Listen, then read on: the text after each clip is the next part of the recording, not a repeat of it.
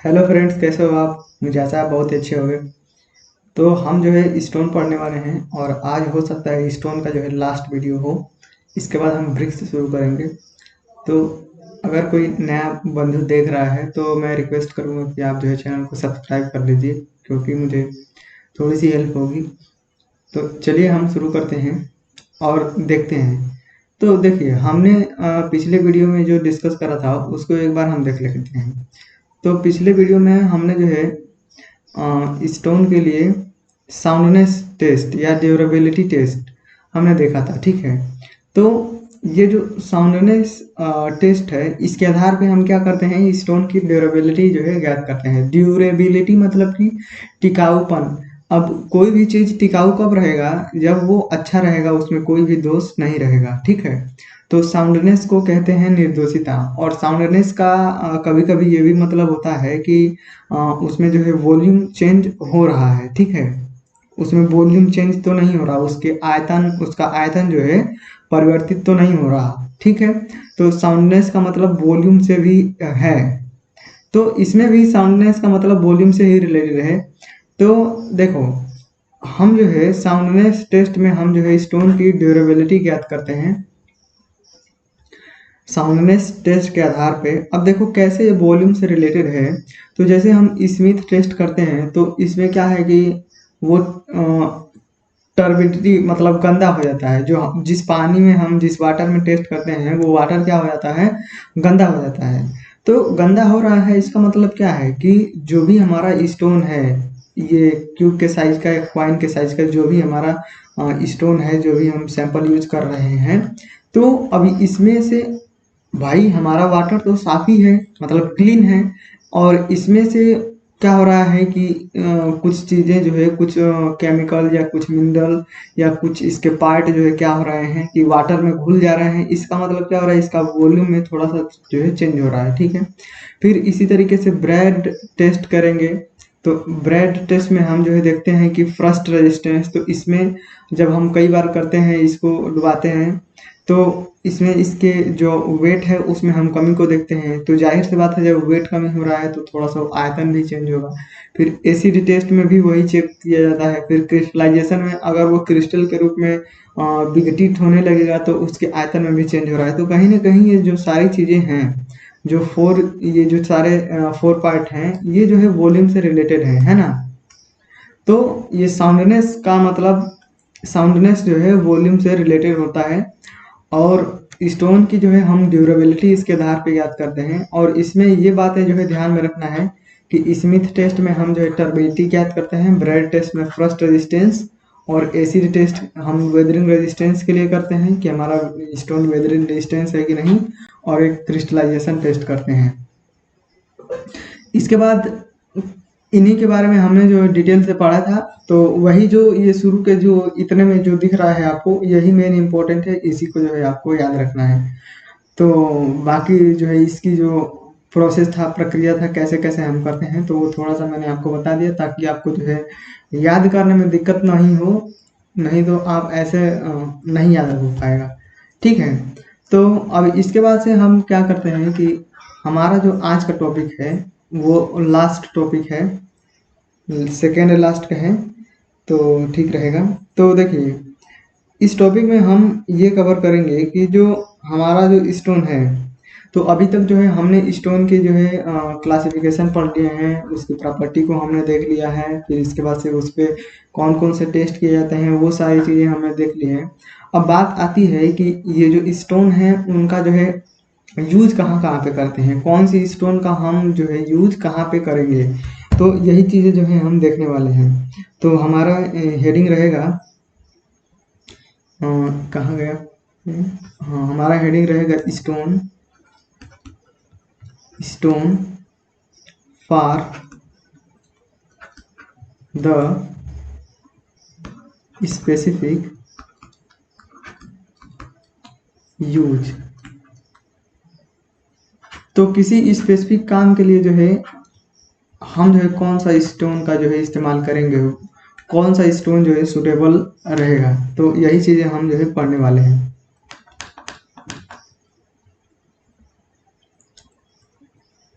तो हमारी ये हेडिंग रहेगी stone for the specific use.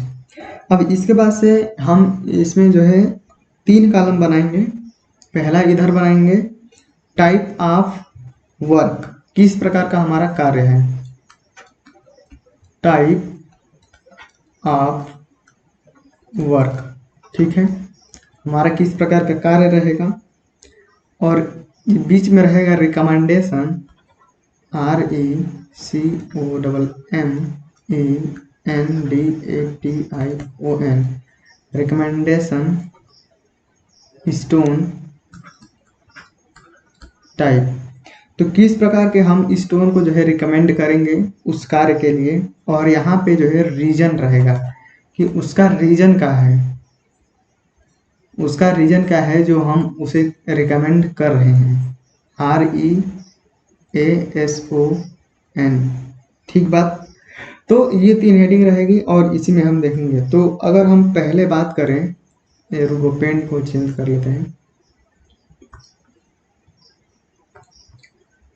तो रिकॉर्डिंग हो रहा है कि नहीं? हाँ, तो रिकॉर्डिंग हो रहा है।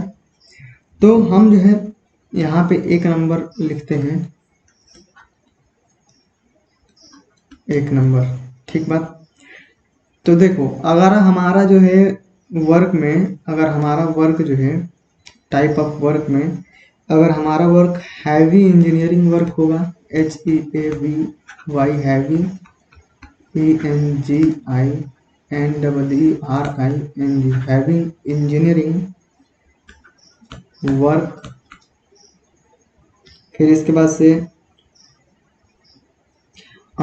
हैवी इंजीनियरिंग वर्क,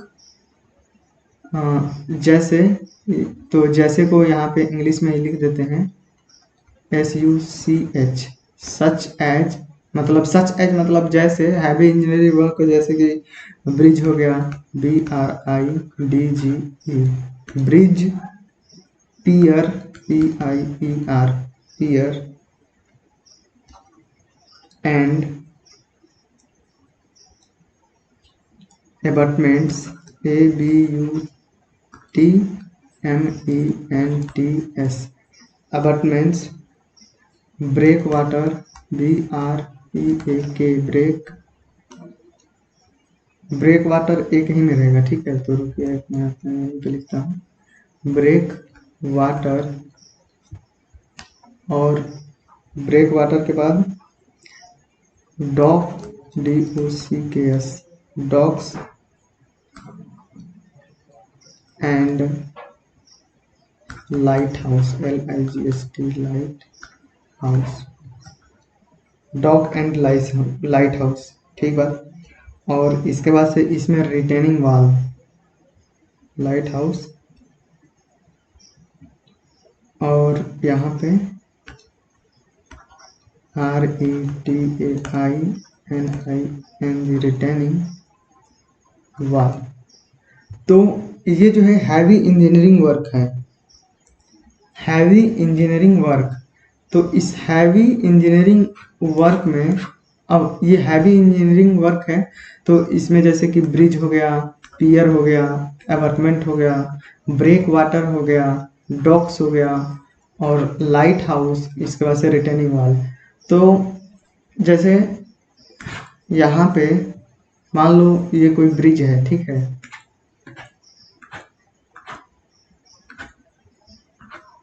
ऐसे है, और इधर क्या है, ये सॉइल फिलिंग है, और ये सॉइल फिलिंग है, ठीक है।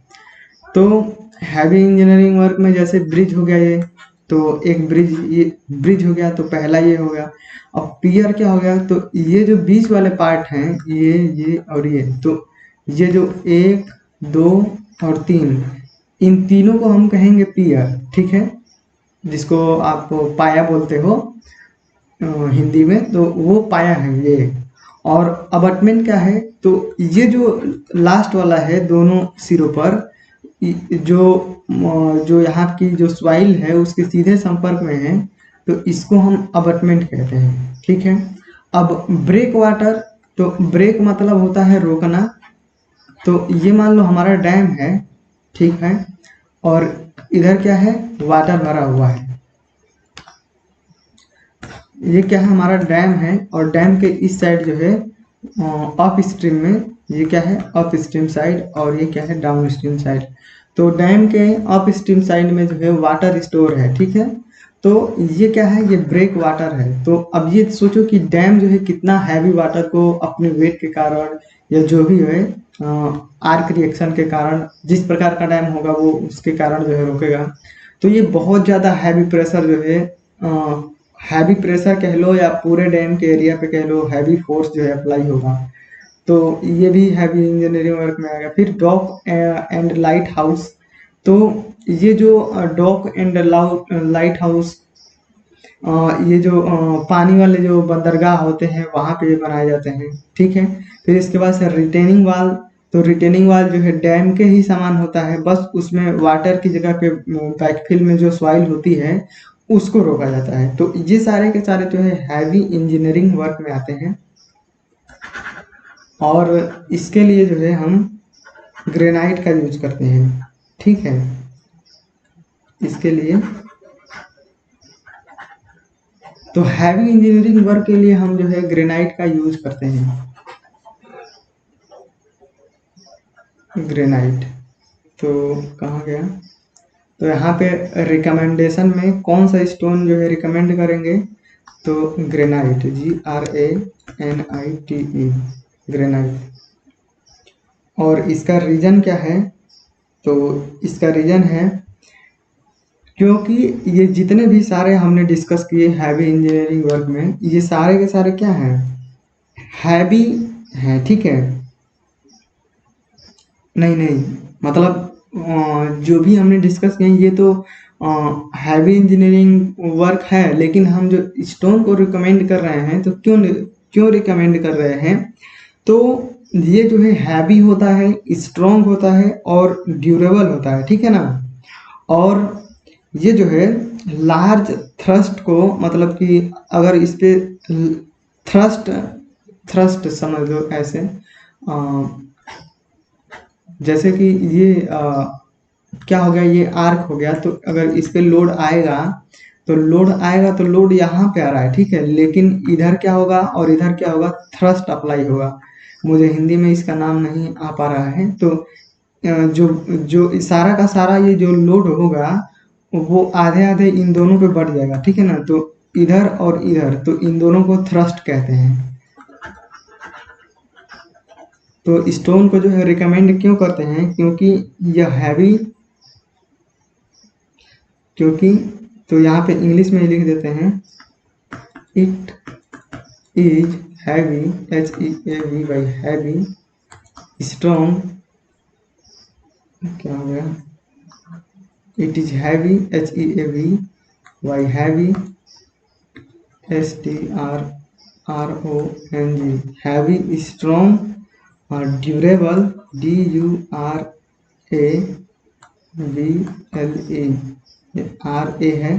ड्यूरेबल यानी कि टिकाऊ होता है, एंड कैपेबल, कैपेबल मतलब होता है सक्षम, ठीक है ना, CAPABLE, capable of resist, resist मतलब कि प्रतिरोध कर सकता है, विरोध कर सकता है, RESIST, resist, large, LARGE, large, thrust, THRUST। तो थ्रस्ट का मतलब क्या होता है मैंने आपको समझा दिया। तो ग्रेनाइट को जो है हम क्यों प्रेफर करते हैं, क्योंकि ये जो है हैवी होता है, स्ट्रॉन्ग होता है, और इसके बाद से ड्यूरेबल होता है, और ये लार्ज थ्रस्ट को क्या कर सकता है, रजिस्ट कर सकता है। तो इस वजह से हम जो है इसको जो है प्रेफर करते हैं, ठीक है ना। अब इसके बाद से हम आगे बढ़ते हैं, और इसके बाद से हमारा जो है दूसरा नंबर पे रहेगा। तो हैवी इंजीनियरिंग वर्क के लिए हमने तो देख लिया ग्रेनाइट को हम प्रेफर करेंगे। अगर क्या होगा, बिल्डिंग हमारा इंडस्ट्रियल एरिया में रहेगा,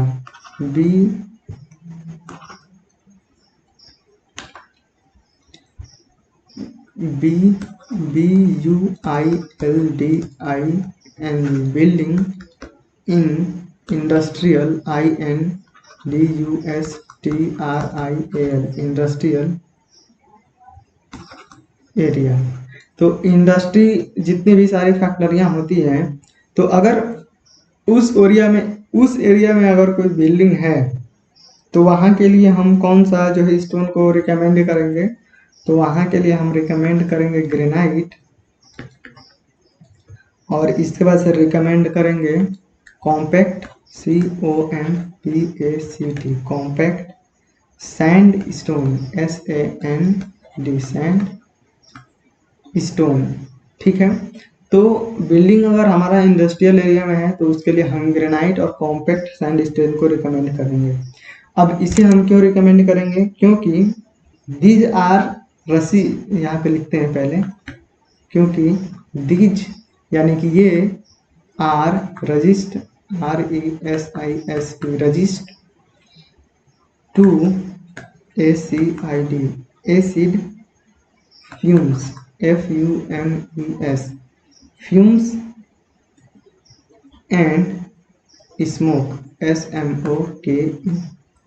तो ये जो ग्रेनाइट है और कॉम्पैक्ट सैंड स्टोन है, इसको हम प्रेफर करेंगे क्योंकि ये जो है एसिड के प्रभाव से प्रभावित नहीं होगा, दूसरा फ्यूम और स्मोक से भी प्रभावित नहीं होगा। अब आपके मन में ये चल रहा होगा कि फ्यूम क्या है और स्मोक क्या है। तो ये जो है अलग अलग तरीके के जो है पार्टिकल होते हैं, ठीक है ना। तो जब हम सारा जो है डिस्कस कर लेंगे, तो लास्ट में जो भी शब्द हैं, जैसे कि फ्यूम आपको नहीं समझ में आएगा, स्मोक मतलब नहीं समझ में आ रहा होगा, तो इसको हम लास्ट में जो है डिस्कस कर लेंगे, नोट में करके लिख लेंगे क्या है ये, ठीक है। तो अभी बस आगे बढ़ते हैं। तो देखो, अगर बिल्डिंग हमारा इंडस्ट्रियल एरिया में होता है, जैसे बिल्डिंग का मतलब कोई भी स्ट्रक्चर है बना हुआ है स्टोन से, और स्टोन से नहीं मतलब किसी भी और चीज़ से, तो इंडस्ट्रियल एरिया में बना हुआ है, तो वो जो है प्रभावित होगा, ठीक है, एसिड से प्रभावित होगा। इंडस्ट्रियल एरिया में क्या होता है कि जो चिमनी होती है फैक्ट्रियों की, उनसे क्या निकलता है? धुआं निकलता है। इसमें NH3 रहता है, NOx रहता है। NOx मतलब कि NO2, NO3, ये सब सारे कंपाउंड रहते हैं नाइट्रोजन के, फिर कार्बन डाइऑक्साइड, कार्बन मोनोऑक्साइड। तो ये सब क्या करते हैं, ये कंपाउंड जो है एसिड का निर्माण करते हैं, ठीक है ना। किसका निर्माण करते हैं? एसिड का। अब ये एसिड क्या होता है, इससे जो हमारी बिल्डिंगें रहती हैं वो इफेक्टेड होने लगती हैं, उनका जो है क्षरण होने लगता है, विघटन होने लगता है। तो इस वजह से, जैसे देखो आपने ताजमहल जो है पीला पड़ने लगा था, तो ताजमहल वही एसिड के कारण जो है उसमें संगमरमर में कैल्शियम होता है, और कैल्शियम जो है एसिड से रिएक्ट करता है, तो रिएक्ट करके अलग कंपाउंड बनाता है। तो कोई दूसरा कंपाउंड बनाएगा तो उसका कलर हो सकता है अलग हो, ठीक है। तो इस वजह से फिर इसके बाद से हम थर्ड नंबर पे आते हैं, और थर्ड नंबर पे हम बात करेंगे फायर रेजिस्टेंस स्ट्रक्चर की। FIRE, fire, RESISTANCE, fire resistance structure, STRUCTURE। तो अगर हमारा फायर रेजिस्टेंस स्ट्रक्चर है, फायर रेजिस्टेंस का मतलब कि अग्नि प्रतिरोधी, यानी कि वो आग से जो है जल्दी प्रभावित नहीं होगा। अगर उस बिल्डिंग में आग लग रही है तो उससे जो है प्रभावित नहीं होगा। नहीं तो क्या होता है कि जैसे कि कोई से भी बिल्डिंग हो, तो अगर उसमें आग लगती है तो उसकी दीवारें जो है फट जाती हैं या जलने लगती हैं, ये सब सारी क्रियाएं होती हैं। तो अगर हमारा फायर रेजिस्टेंस स्ट्रक्चर है, फायर रेजिस्टिंग स्ट्रक्चर, तो उसके लिए हम जो है प्रेफर करेंगे कॉम्पैक्ट सैंड स्टोन, यही वाला। तो उसके लिए हम क्या प्रेफर करेंगे? Compact sand stone. तो यहाँ पे लिखते हैं COMPACT, कॉम्पैक्ट सैंड स्टोन। और ये जो है इम्पोर्टेंट है, मतलब इसमें जितने भी सारे हैं इन सारों को जो है याद रखना जरूरी है, क्योंकि एग्जाम में वैसे ही पूछे जाते हैं, ठीक है। तो इसको क्यों प्रेफर करेंगे? क्योंकि ये फायर प्रूफ होता है, यानी कि इसमें आग लगने की संभावना नहीं होती है, ठीक है। तो ये अग्नि प्रतिरोधी होता है, इस वजह से हम इसको प्रीफर कर रहे हैं। अब हम आते हैं चौथे नंबर पे, और चौथे नंबर पे बात करेंगे ARCHES, आर्चेस,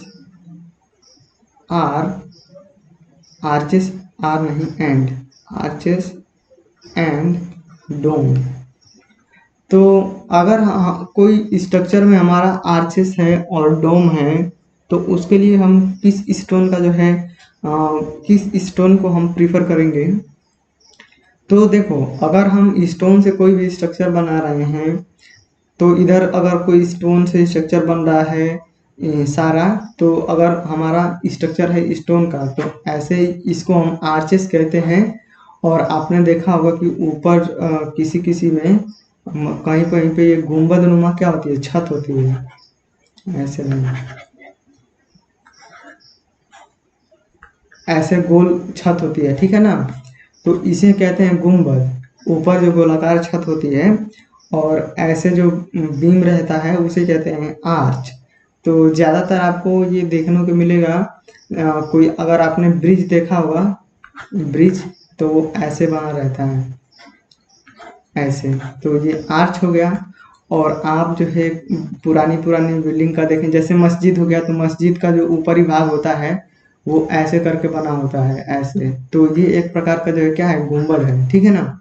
तो अगर आर्चेस और डोम हम बना रहे हैं, तो वहाँ पे जो है हम जो है कैसा स्टोन को जो है प्रेफर करेंगे। तो आर्चेस और डोम में हम लाइट वेट जो है स्टोन को प्रेफर करेंगे। लाइट का मतलब होता है हल्का, ठीक है, LIGHT, light, WIGHT, light weight stone. तो गुंबद अब जान रहे हो, गुंबद ऐसा होता है,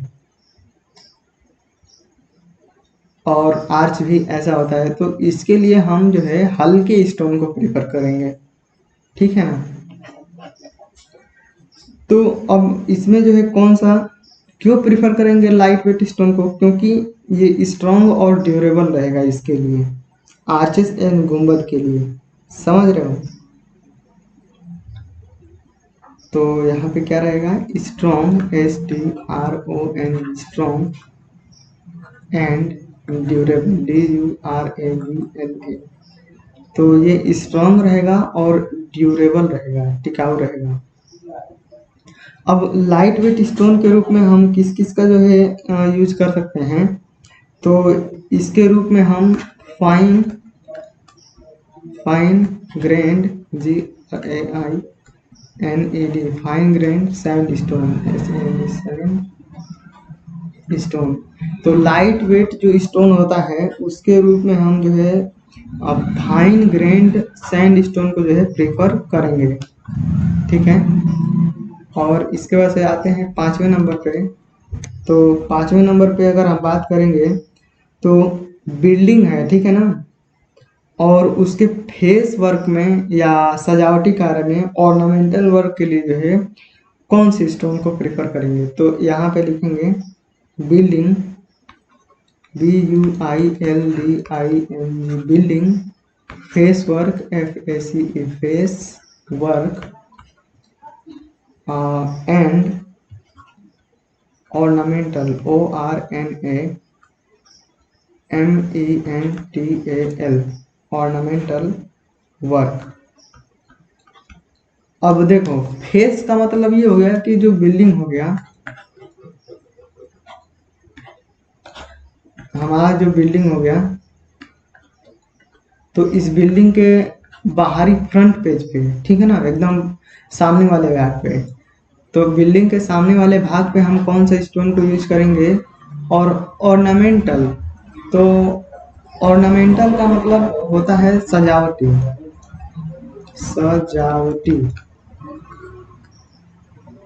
तो फेस वर्क पे देखो, आप कोई भी स्ट्रक्चर होगा तो उसके सामने वाले भाग पे हम क्या करेंगे, उसकी जो है शोभा बढ़ाएंगे, मतलब उसे लुक देंगे, ठीक है।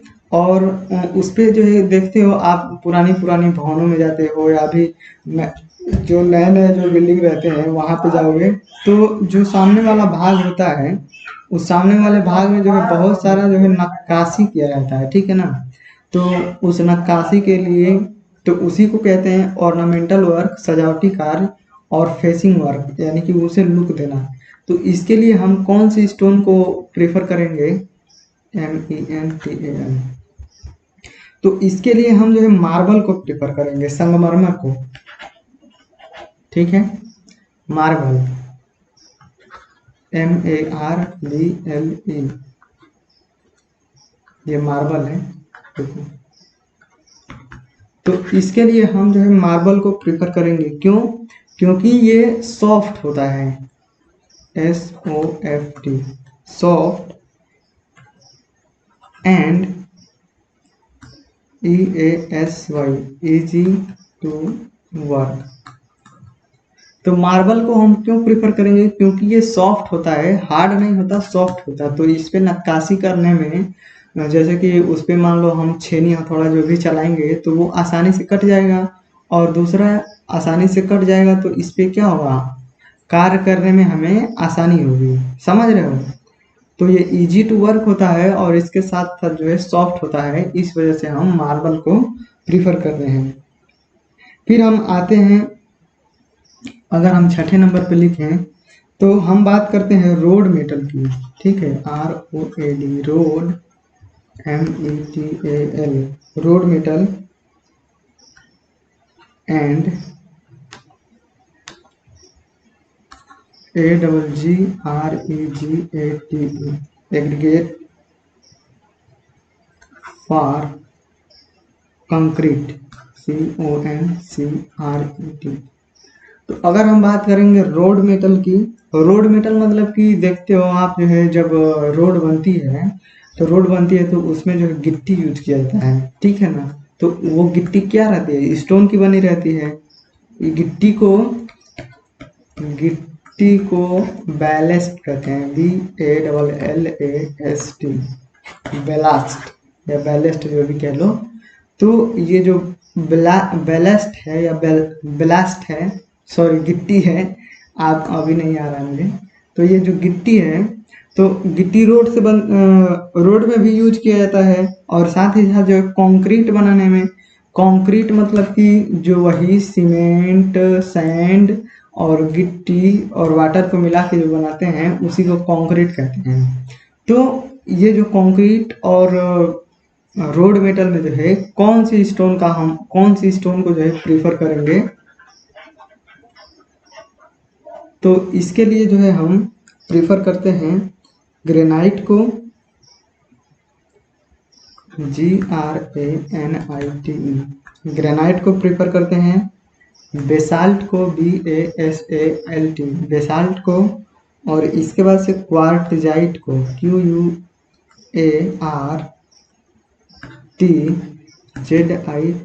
क्वार्टजाइट। तो रोड मेटल के रूप में ग्रेनाइट, बेसाल्ट और क्वार्टजाइट, इन तीनों को जो है क्या करते हैं, हम प्रीफर करते हैं। तो ये जो भी सारी बातें हम इसमें लिख रहे हैं, ये सारे जो है याद करने के लिए हैं, ठीक है। याद करना है आपको, नहीं याद रहेगा तो फिर एग्जाम में यही आएगा, पूछेगा यहीं से, तो फिर आप जो है समझेंगे, ठीक है ना।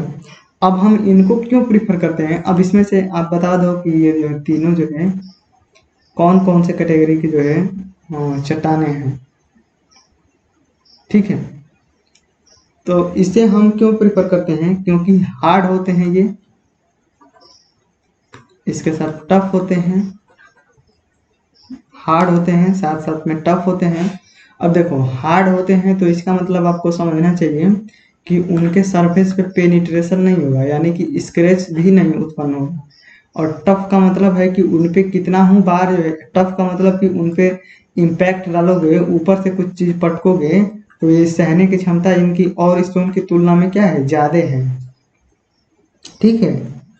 एंड और कहाँ गया, and has high abrasion, ABRASION, abrasion resistance, RESISTANCE, TANCE, high abrasion resistance. तो हाई एब्रेशन रेजिस्टेंस जब यहाँ पे लिखा है तो इसका मतलब आपको समझना चाहिए, ऊपर मैंने बताया था आपको कि एब्रेशन का मतलब होता है कि दो स्टोन आपस में रगड़ खा रहे हैं तो वो होता है।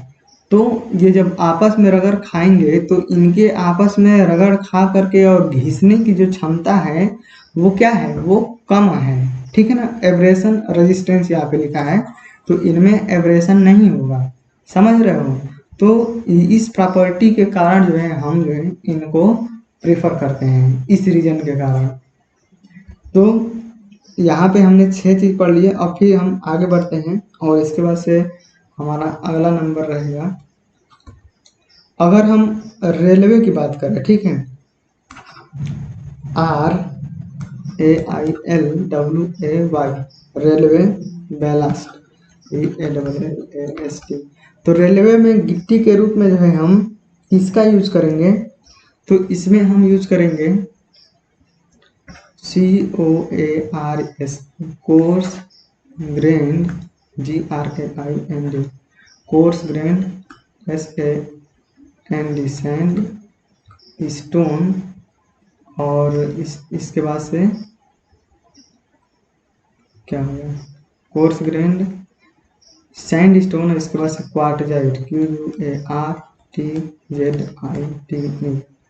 तो रेलवे बैलास्ट के रूप में हम जो है कोर्स ग्रेन्ड सैंड स्टोन को प्रेफर करेंगे और इसके बाद से क्वार्टजाइट को प्रेफर करेंगे। क्यों?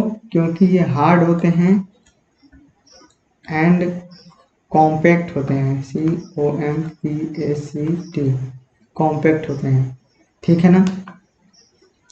तो ये हार्ड होते हैं और कॉम्पैक्ट का मतलब होता है कि वो सटे रहते हैं आपस में, इसके जो पार्टिकल होते हैं वो एकदम पास पास होते हैं, सटा होना, समझ रहे हो। तो इसी को कॉम्पैक्ट कहते हैं। और कॉम्पैक्ट का नहीं होगा तो ये ऐसे होंगे, इसके पार्टिकल जो है, जो सॉलिड पार्टिकल होंगे वो दूर दूर होंगे। तो इसके पार्टिकल जो है कॉम्पैक्ट होते हैं, यानी कि एकदम पास पास होते हैं, इस वजह से हम जो है इसे प्रेफर करते हैं। तो रोड मेटल के रूप में आपको जो है बेसाल्ट को यूज करना है, याद करना है, और क्वार्टजाइट को, और इसमें भी क्वार्टजाइट को यूज करना है, याद करना है, और कोर्स ग्रेन्ड सैंडस्टोन को। और ग्रेनाइट है लिखा हुआ है तो उसको भी भूलना नहीं है, लेकिन ज़्यादातर जो है बेसाल्ट और क्वार्टजाइट जो है पूछे जाते हैं, इस वजह से मैं बता रहा हूँ आपको। और लास्ट में बात करेंगे 8 नंबर पे, electric switch board, ELECTRICT, electric switch, SWIC, switch board, BOARD। तो अगर इलेक्ट्रिक स्विच बोर्ड का अगर हमें इस्तेमाल करना है, बनाना है, अभी तो देख रहे हो कि जो है पहले लकड़ी के बनते थे, अब कुछ और दूसरे प्लाईवुड के बनते हैं। फिर इसी तरीके से अगर हमें उसमें स्टोन ही केवल यूज करना है तो उसके लिए हम जो है स्लेट का इस्तेमाल कर सकते हैं, SLATE, स्लेट। और इसके साथ साथ जो है मार्बल, MARBLE। तो स्लेट और मार्बल की सहायता से जो है हम इलेक्ट्रिक स्विच बोर्ड का जो है बना सकते हैं। अब इनका जो है क्यों इस्तेमाल करते हैं, क्योंकि ये जो स्लेट होता है वो पुअर मतलब होता है गरीब, तो इससे सेंस हम यहाँ पे लगाएंगे पुअर मतलब कि बहुत कम, poor conductor, CONDUCTOR, poor conductor,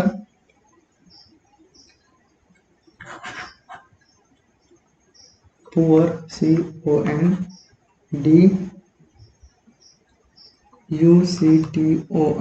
poor conductor of electricity, ELECTRICITY। तो ये चालक, ये मतलब विद्युत चालक का जो है कुचालक होता है, ठीक है, कुचालक है और एक सुचालक होता है, सुचालक और एक होता है कुचालक। तो कुचालक, ठीक है। तो सुचालक का मतलब होता है कि उसमें से इलेक्ट्रिक जो है प्रवाह करेगी, करंट जो है फ्लो करेगा, और कुचालक का मतलब होता है कि करंट जो है कम फ्लो करेगा। तो ये पुअर कंडक्टर ऑफ इलेक्ट्रिसिटी, तो ये सुचालक है, मतलब बहुत कम। तो इन दोनों का यूज हम करेंगे तो इनमें से इलेक्ट्रिसिटी का जो फ्लो है, प्रवाह है, वो क्या हुआ है, बहुत ही कम है इनका। इस वजह से जो है हम इनको प्रेफर करेंगे। ठीक है, तो एक बार देखते हैं, हमने जो है कुछ इम्पोर्टेंट रॉक के नाम पढ़े हैं। तो अगर हैवी इंजीनियरिंग वर्क है तो वहाँ पे जो है ग्रेनाइट का यूज करेंगे। साथ साथ में हमने एग्जांपल भी देखे कौन कौन से हैवी इंजीनियरिंग वर्क है। और इसे क्यों प्रेफर करेंगे, क्योंकि ये हैवी होता है, स्ट्रॉन्ग होता है, ड्यूरेबल होता है, हार्ड होता है, टफ होता है, इस वजह से। ठीक है, फिर अगर इंडस्ट्रियल एरिया में कोई बिल्डिंग हमें बनानी है स्टोन की, तो हम वहाँ पे ग्रेनाइट और सैंड स्टोन को, कॉम्पैक्ट सैंड स्टोन को प्रेफर करेंगे। क्यों? क्योंकि ये एसिड रजिस्ट होता है, फ्यूम रजिस्ट और स्मोक से जो है ये प्रभावित नहीं होगा। फिर अगर फायर प्रूफ बनाना है, यानी कि अग्नि प्रतिरोधी बनाना है, तो कॉम्पैक्ट सैंड स्टोन का हम इस्तेमाल करेंगे। कॉम्पैक्ट सैंड स्टोन, और ये क्यों इस्तेमाल करेंगे, क्योंकि जो कॉम्पैक्ट सैंडस्टोन होता है वो अग्निसह होता है, अग्निसह। फिर आरचे सिंड्रोम के लिए लाइट वेट इस्तेमाल करेंगे, और इसमें फाइन ग्रेन सैंडस्टोन का इस्तेमाल करेंगे। फाइन मतलब होता है सूक्ष्म, ग्रेन मतलब होता है कण। सैंडस्टोन एक पत्थर है, तो सूक्ष्म कण वाला जो सैंड पत्थर है, बलुआ पत्थर है, वो क्या होगा, स्ट्रॉन्ग होता है और ड्यूरेबल होता है। इस वजह से हम वहाँ पे यूज करेंगे। और ये लाइट वेट होता है, ठीक है ना, हल्का होता है। फिर अगर बिल्डिंग के फेस वर्क में या बिल्डिंग में जो है कोई सजावटी कार्य करना है हमें, या हमें मूर्ति भी बनाना है, तो वहाँ पे जो है हम मार्बल को यूज करेंगे, क्योंकि ये सॉफ्ट होता है और इस पे जो है आसानी से कार्य किया जा सकता है। तो कार्य करने का मतलब है कि जैसे हम कोई भी ढांचा बनाते हैं, उसे काटते हैं, जो भी शेप हम देना चाहें तो आसानी से हम दे सकते हैं। फिर रोड मेटल के लिए हम कौन सा यूज करेंगे, या एग्रीगेट के लिए, एग्रीगेट मतलब होता है मिलावा, तो मिलावे के रूप में कंक्रीट बनाने के लिए या रोड मेटल में रोड बनाने के लिए हम ग्रेनाइट, बेसाल और क्वार्टजाइट, इन तीनों का जो है इस्तेमाल कर सकते हैं, क्योंकि ये हार्ड होते हैं, टफ होते हैं और एब्रेशन रेजिस्टेंस होते हैं। रेलवे में जो गिट्टी हम डालते हैं, जो रेलवे स्लीपर के बीच में जो गिट्टी भरते हैं, बेलास्ट, उसी को कह रहे हैं रेलवे बेलास्ट।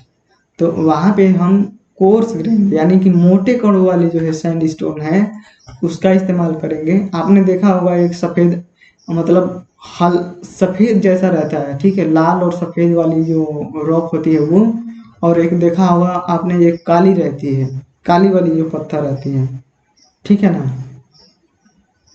काली वाली से मतलब है मेरा, मैं दिखाना देखो, आप जब देखते हो कहाँ पे, रेलवे स्लीपर के बीच में, तो वहां पे एक ऐसा स्टोन आपको दिखेगा, इस कलर का, इस कलर का, यहाँ पे जो ये मेरा पॉइंटर चल रहा है, इस कलर का एक दिखता होगा, और एक जो है इस कलर का दिखता होगा, हल्का सा ऐसा। ठीक है, समझ पा रहे हो, आप समझ गए होंगे।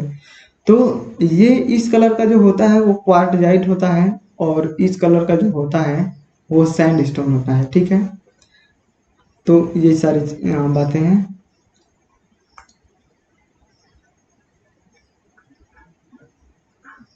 ठीक है, और फिर अगर इलेक्ट्रिक बोर्ड और स्विच बनाना हो तो वहां पे हम मार्बल और सिलेट का हम इस्तेमाल करेंगे। ठीक, अब हम आगे बढ़ते हैं। और फ्यूम क्या होता है, स्मोक क्या होता है, इसे हम एक बार समझते हैं। तो और एब्रेशन का मतलब तो मैंने आपको बता दिया क्या होता है, और ऊपर भी हमने पढ़ा था। तो यहाँ पे जो है नोट करके लिखेंगे। और एक बात और ध्यान दो, एक बात और यहाँ पे ध्यान देने वाली बात है, ये जो हैवी इंजीनियरिंग वर्क है, इस हैवी इंजीनियरिंग वर्क में जो है हम जो है ग्रेनाइट का जो है इस्तेमाल कर रहे हैं, ठीक है ना। और जो डॉक, ये जो डक है और हार्बर है, ये डी ओ होता है या डी यू होता है, आप लोग एक बार मिला लेंगे। वैसे स्पेलिंग से ज़्यादा कोई वो नहीं है, बस आपको समझ में आए कि ये क्या लिखा है।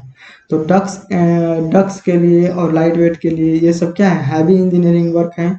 तो यहाँ पे हम जो है ग्रेनाइट का इस्तेमाल करते हैं, लेकिन एक यहाँ पे नोट पॉइंट करके लिखेंगे, हार्बर मतलब होता है बंदरगाह, और बंदरगाह पे जो है यहाँ पे लिखेंगे डक्स एंड, यहाँ पे DUCK, docks and harbour, HARBER। Docks and harbour के लिए जो है वेट टेस्ट करते हैं, WEIGHT, weight test of STONE। तो जो हम स्टोन डक एंड हार्बर में यूज करेंगे, हार्बर यानी कि बंदरगाह, और डक्स का मतलब देखो, डक्स का हिंदी में मतलब होता है गोदी, लेकिन फिर भी मुझे नहीं समझ में आ रहा कि ये गोदी क्या है, ठीक है। तो इसे जो है आप एक बार सर्च मार के इसकी इमेज देखना, आप गूगल पे सर्च मारना डक, और डक सर्च मारोगे तो उसके बारे में पूरा डिटेल आ जाएगा। तो वहीं ऊपर पे जो है आल पे आपका क्लिक होगा, तो ऊपर से सेलेक्ट कर लेना इमेज पे, और इमेज से सेलेक्ट करोगे तो वहाँ पे आपको दिख जाएगा कि डक जो है क्या है और हार्बर क्या है ना। तो मैंने आपको तरीका बता दिया है, वैसे मैंने चेक नहीं किया है इसको, तो वहाँ से आपको पता लग जाएगा।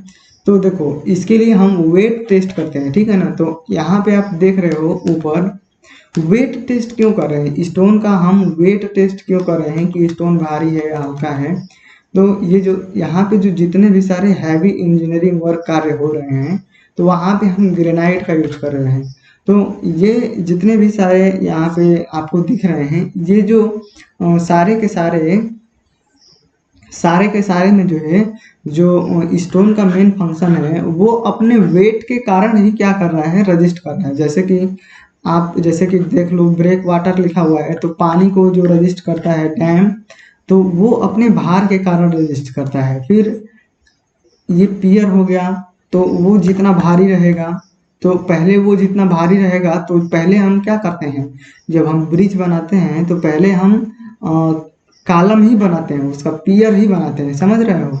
तो पियर बनाते हैं, तो अगर ये ज़्यादा भारी रहेगा तो वो पहले धस के एकदम, जो यहाँ पे क्या रहेगी, रिजिड जो लेयर रहेगी स्टोन की, वहाँ पहुँच जाएगा। जितना भारी रहेगा उतना वो धसेगा, और धसेगा तो पहले पहुँच जाएगा। तो ऊपर अगर हैवी ट्रेन का लोड जाएगा इस पे, ट्रेन सबसे भारी होती है, तो ट्रेन लोड अगर इस पे से गुजरेगा, तो अगर वो भारी है और मेन हार्ड वाली परत पे पहुंच चुका है, तो अब इसके धंसने की संभावना कम होगी, तो हमारा ब्रिज का फेलियर क्या होगा, कम होगा, समझ रहे हो। तो ये चीज होता है। फिर डक एंड हार्बर की बात करें, जैसे डक की बात करें तो, और डक का मुझे मतलब यही समझ में आ रहा है कि जैसे कि ये बंदरगाह हो गया, और इधर क्या हो गया, समुद्र। तो समुद्र की जो लहरें आती हैं तो इससे टकराती हैं, तो यही शायद डक होगा। तो इसका निर्माण क्या होगा, इधर से बहुत ज्यादा जब लहरें आती है तो बहुत प्रेशर इस पे पड़ता है, तो ये रजिस्ट कहाँ करता है, ये जितना भारी रहेगा उतना ही ज्यादा वो रजिस्ट करेगा, समझ रहे हो। फिर अबटमेंट क्या हो गया, अबटमेंट हमने ये देखा, ये वाला जो पार्ट था, तो एबटमेंट एक तरह का रिटेनिंग वाल ही होता है, ठीक है। इधर क्या रहती है, सॉइल, और इधर क्या रहता है, वाटर। तो इस साइड वाटर रहता है और इस साइड सॉइल रहती है। तो अबटमेंट भी जो है अपने भार के कारण ही इस सॉइल को रजिस्ट करता है। फिर लाइट हाउस, तो लाइट हाउस जो बंदरगाहों में जहाज़ों को सिग्नल देने के लिए यूज किए जाते हैं, तो वो भी जो है लहरों के संपर्क में होते हैं, तो वहाँ पे भी। और इसके बाद से रिटेनिंग वाल, तो मैंने बताया आपको कि जैसे ये डैम है तो वाटर को रजिस्ट कर रहा है अपने भार के कारण, वैसे ही रिटेनिंग वाल जो है जो सॉइल होती है उसको अपने भार के कारण जो है रजिस्ट करते हैं। तो ये सारा कुछ जो है आपको समझ में आ गया होगा कि जो है हम वेट टेस्ट क्यों करते हैं, और हैवी स्टोन का जो है यूज हम क्यों करते हैं। अब आप सोचोगे ग्रेनाइट क्यों यूज करते हैं, तो ग्रेनाइट आपको हमने शुरू में ही बताया था कि ये क्या हो गया, ग्राउंड लेवल हो गया, और इसके ऊपर एक्सट्रूसिव रॉक हो गई, नीचे क्या हो गई, इंट्रूसिव रॉक हो गई। इंट्रूसिव में भी अगर हम बात करेंगे तो एक कम गहराई पे हो गया, सैलो, और दूसरा एक डीप डीप में हो गया, तो सैलो डेप्थ में हो गया स्टोन, एक डीप डीप गहराई में हो गया। तो जो डीप गहराई में स्टोन होती है वो ग्रेनाइट पाया जाता है। ग्रेनाइट, सैनाइट, रियोलाइट, एंडेसाइट, एंडेसाइट नहीं, पेरिडोटाइट, पेगमेटाइट, तो ये सारे जो है इसके एग्जाम्पल हैं। तो यहाँ पे जो है ग्रेनाइट पाया जाता है। तो अब क्या होता है कि अब सोचो ये बहुत ज़्यादा गहराई में है, तो इसके ऊपर साथ साथ में इसके ऊपर इतना ज़्यादा प्रेशर आता है कि ये क्या होता है, कॉम्पैक्ट हो जाता है। और कॉम्पैक्ट हो जाता है और इसके बाद से सघन हो जाता है, और इसकी डेंसिटी क्या हो जाती है, कम कम हो जाती है। अब किसी भी चीज़ को आप कॉम्पैक्ट कर दोगे, सघन कर दोगे, मतलब कि जैसे कोई भी चीज़ इतना है तो इसको दबा करके इतने में ला देना, अभी ये तो ज़्यादा हो। अगर कोई भी चीज इतना बड़ा है तो उसे दबा करके इतना कर दोगे तो ये क्या होगा, कॉम्पैक्ट हो गया। तो इसका जो है वॉल्यूम घट गया, लेकिन इसका वेट जो पहले था, पहले अभी इतना ही है, लेकिन ये कम जगह घेर रहा है, ये स्थान कम घेर रहा है, और लेकिन इसका वेट उतना का उतना ही है। समझ रहे हो? तो इस वजह से हम ग्रेनाइट का यूज करते हैं, क्योंकि ये बहुत हैवी होता है। और इसका जो है सामान्य जनरल कार्य में यूज नहीं करेंगे। ऐसा नहीं करेंगे कि हम जो है घर बनाने के लिए ग्रेनाइट का यूज कर रहे हैं, तो इसका हम इन्हीं कार्यों के लिए हम इस्तेमाल करेंगे। ठीक है, ये बहुत ज़्यादा इम्पोर्टेंस वाले काम हैं। अगर डैम फेलियर होगा तो सोचो कितना लॉस होगा, ब्रिज फेलियर होगा तो कितना लॉस होगा, और हार्बर, बंदरगाह, लाइट हाउस अगर ढह जाएंगे तो कितनी जहाजें जो है इधर उधर भटक जाएंगी। तो इन सारी चीज़ों को ध्यान में रखते हुए और इनका जो है महत्व देखते हुए, इम्पोर्टेंस देखते हुए हम जो है ये इस्तेमाल करते हैं। फिर डक एंड हार्बर के लिए वेट टेस्ट करते हैं, तो ये भी समझ में आ गया होगा आपको कि जो है वेट टेस्ट जो है क्यों करते हैं। अब दो चीजें थी यहाँ पे लिख लेते हैं, क्या क्या थी, फ्यूम, FUME। तो फ्यूम क्या होता है, फ्यूम जो है सॉलिड पार्टिकल होते हैं, और ये क्या होते हैं, संघनित हो जाते हैं। ठीक है ना, फ्यूम क्या होता है, फ्यूम SOLID, सॉलिड पार्टिकल होते हैं, PARTICLE। ये सॉलिड पार्टिकल होते हैं, और इनकी साइज क्या होती है, 0.121 माइक्रोन, ये M है। ठीक है ना, 0.1 से लेके 1 माइक्रोमीटर तक होते हैं, ये M लिखा है, M। तो ये 0.1 से 1 माइक्रोन तक होते हैं। और ये कैसे बने होते हैं, तो ये जो है सब्लिमेशन के द्वारा बनते हैं या केमिकल रिएक्शन के द्वारा बनते हैं। ठीक है ना, तो कंडेंसेशन मैंने बोला था, form, FORME, form by condensation, CONDE, CONDENSATION, condensation, sublimation, SUBLIMATION, sublimation,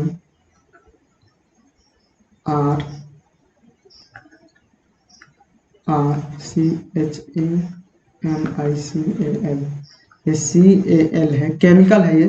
ठीक है, केमिकल रिएक्शन। तो देखो ये जो है 3 चीजों के कारण जो है बनते हैं, सब्लिमेशन या केमिकल रिएक्शन, दोनों में से कोई एक ही कहेंगे हम, या तो सब्लिमेशन कह लें या केमिकल रिएक्शन कह लें। तो देखो ये जो है फ्यूम क्या होते हैं, सॉलिड पार्टिकल होते हैं, पहले तो ये क्लियर हो गया। अब इनकी साइज जो है 0.1 से 1 माइक्रोमीटर तक होती है। अब सोचो, कल्पना करो 0.1 और 1 कह रहा है, तो 1 माइक्रोन में क्या होता है, 1 माइक्रोन में क्या होता है, 10⁻⁶ मीटर, 10⁻�6 मीटर। तो सोचो इसका जो पार्टिकल होगा, सॉलिड पार्टिकल, वो 10⁻�6 मीटर छोटा होगा। तो अब इसको मीटर में ऐसे कन्वर्ट करो तो 0.000, इसको 1 कर दो, हम इस मीटर को जो है mm में चेंज कर देंगे तो वो 10⁻⁻1। तो 1 mm का जो है 1 mm का जो है 1000वां भाग, इतना छोटा ये पार्टिकल होता है। समझ पा रहे हो? 1000 से 10,000वां भाग का मतलब पार्टिकल होता है। और ये जो है कंडेंसेशन के द्वारा बनता है, यानी कि संघनित होकर के, ठीक है। और संघनित होकर के अलावा जो है सब्लिमेशन के द्वारा बनता है। सब्लिमेशन कह लो या केमिकल रिएक्शन कह लो। तो सब्लिमेशन का मतलब होता है कि जैसे कपूर हो गया या कोई भी चीज़ हो गई, तो उसे आप सीधा जब गर्म करते हो, तो गर्म करोगे तो वो देखो जनरली क्या होता है कि किसी भी सॉलिड चीज़ को गर्म करोगे, ये क्या है, सॉलिड है, जब उसे गर्म करोगे तो वो लिक्विड में बदलेगा और फिर इसके बाद जो है चेंज होगा वो गैस में। लेकिन सब्लिमेशन में क्या होता है कि सॉलिड रहता है और सॉलिड से सीधा क्या बन जाता है, गैस बनता है। तो जब कोई भी पदार्थ, कोई भी मटेरियल सॉलिड से सीधा गैस बन जाता है तो उसे सब्लिमेशन कहते हैं, ठीक है। और कंडेंसेशन क्या कहते हैं, जब वो मतलब छोटी छोटी बूंदों के रूप में जो पार्टिकल होंगे, वो जैसे कि वाटर होता है, तो वाटर पहले गैस के रूप में होता है, ठीक है। जो बारिश का पानी जो वेपर होता है पहले गैस होता है, फिर जब टेम्परेचर कम होने लगता है तो ये गैस के जो पार्टिकल होते हैं वो पास पास आते हैं और पास पास आकर के आपस में मिल करके एक पार्टिकल का निर्माण कर लेते हैं, बूंद का। पहले ये मॉलिक्यूल होते हैं, फिर ये पार्टिकल बन जाते हैं। तो उसी तरीके से कंडेंसेशन, पहले ये गैस के मॉलिक्यूल होंगे, फिर जुड़ करके पार्टिकल बना लेते हैं, ठीक है। तो इसी को कंडेंसेशन कहते हैं, संघनित होना। तो ये चीज जो है आपको समझ में आ गई होगी कि फ्यूम क्या है और स्मोक क्या है। तो ये स्मोक जो है गैस से बनते हैं, SMOKE। तो ये क्या होते हैं, small gas born particle, PARTICLE। ये स्मॉल गैस बॉर्न पार्टिकल होते हैं और इनकी जो साइज होती है वो 0.01 से 1 माइक्रोमीटर। तो ये 1 mm का 1000 से लेकर के और 1 से लेकर के 1,00,000वां भाग तक का ये पार्टिकल होता है और वो गैस के कारण बनता है। अब ये इतना ज़्यादा छोटा होता है कि 1,000 से लेकर के 1,00,000वां भाग। अब सोचो आप ये कितना छोटा होगा। तो which is liquid, LIQUID, liquid or solid. तो ये इतना छोटा होता है कि ये अभी तक जो है पता नहीं है कि ये लिक्विड रूप में होता है या सॉलिड फॉर्म में होता है। फ्यूम तो पता है कि वो सॉलिड पार्टिकल होते हैं, लेकिन इसको जो है अभी तक पता नहीं चल पाया है ये लिक्विड होगा या गैस होगा, क्योंकि ये इतना छोटा होता है, इतना छोटा होता है। और ये जो है बहुत ज़्यादा अफेक्ट करते हैं। तो स्मोक ये होता है, ठीक है। तो फ्यूम और स्मोक के बारे में समझ में आ गया होगा। और एब्रेशन का मतलब क्या था, तो एब्रेशन का मतलब friction between rock and rock, या स्टोन स्टोन के बीच में अगर फ्रिक्शन होगा तो उसे हम एब्रेशन कहेंगे, ठीक है ना। तो ये चीज़ें जो है आपको समझ में आ गई होगी। अब इस वीडियो को क्या करते हैं कि यहीं पे रहने देते हैं, ठीक है। ज़्यादा टाइम हो गया है, 1 घंटे के करीब। तो मैंने सोचा था कि ये इस वीडियो में ख़त्म हो जाएगा, लेकिन चलो एक और वीडियो बना देंगे आगे, जो टॉपिक बच रहा है हमारा। तो बस इस वीडियो में इतना ही रहने देते हैं। आप सभी को थैंक यू और मिलते हैं हम अभी अगले वीडियो में। Thank you. और अगर आपको कोई दिक्कत है, कोई भी टॉपिक नहीं समझ में आ रहा है, या अगर आपके पास कोई भी सवाल है सिविल इंजीनियरिंग से संबंधित, कोई भी रिलेटेड क्वेश्चन है बिल्डिंग मटेरियल से संबंधित, जो है आप जो है ज़रूर कमेंट कर सकते हैं। मैं उसे बताने की कोशिश करूँगा, ठीक है ना। और मिलते हैं हम अगले वीडियो में।